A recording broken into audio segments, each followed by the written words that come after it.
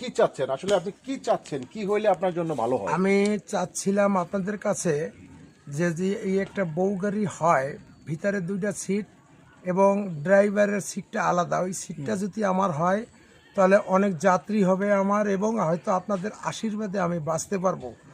এবং আমার একটা সংসার আছে, আমার একটা বাচ্চা আছে, হয়তো ঈশ্বর হয়তো আরেকজন হয়তো আমাকে দান করবেন। ইনি আমার সংসার, বুড়া অসুস্থ মা আছে ঘরে, এবং আমার আরও মনে করেন ভাইজি বেটারা আছে, এদেরকে নিয়ে হয়তো আমার জীবনটা হয়তো ঈশ্বর যে কদিন রাখবে এদের মাঝে জানি আমি হয়তো কিছু কাজ করে বাঁচতে চাই।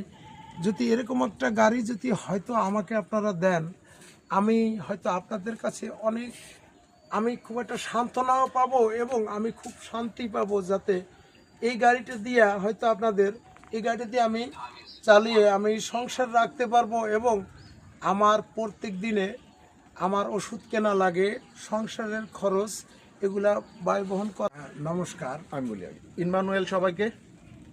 আমরা যে পরিবারে এসেছি এই পরিবারের যদি আপনার নামটা একটু বলেন। আমার নাম ফিল্টন বিশ্বাস, আমার বাড়ি বাগদা। আমি একটা খ্রিস্টান ঘরের ছেলে। আমি আপনাদের কাছে একটা জিনিস বলবো, আপনারা শুনেছেন তার নাম। আমরা এই পরিবারে আমরা একজন আমাদের পালক বাবু বান্নাঠেম বারোই, তার তথ্য দেওয়া অনুসারে আমরা এই বাড়িতে এসেছি। আপনারা দেখতে পাচ্ছেন যে ওনার পায়ের কি দশায়, যে ভ্যানের উপরে উনি বসে আছেন, এই ভ্যান চালিয়ে ওনার পরিবারের ভার ওনাকে বহন করতে হয়। কিন্তু সবচেয়ে বড় কষ্টের বিষয় যে উনি এই সিটে উনি বসে গাড়ি চালাইতে পারে না। ওনার এই দুই পাশে এই উপরে পা রাইখা এরপর ওনার চালাইতে হয়। কিন্তু এমন একটা কষ্টের বিষয় উনি বলেছেন যে ওনার পাশে কোনো মেয়েরা সহসা বসতে চায় না। তার কারণ সে সিটে বসতে পারে না, এই জায়গাটা বসলে এখানে মানুষ বসতে চায় না, অনেক কষ্ট। কিন্তু ওনার একটা আবদার আছে, সেই আবদারটা হলো যে আমাদের দেশে অনেক অটো গাড়ি পাওয়া যায়, যে গাড়িটা আমরা তাদের কাছে আলাপ করেছি, গাড়িটার দাম 1.5 লক্ষ টাকা। তো ওই গাড়িটা হইলে উনি সামনে বসে চালাইতে পারবে, পিছনে 3 থেকে 4 জন 5 জন এরকম প্যাসেঞ্জার নিয়ে উনি গাড়ি চালাইতে পারবে।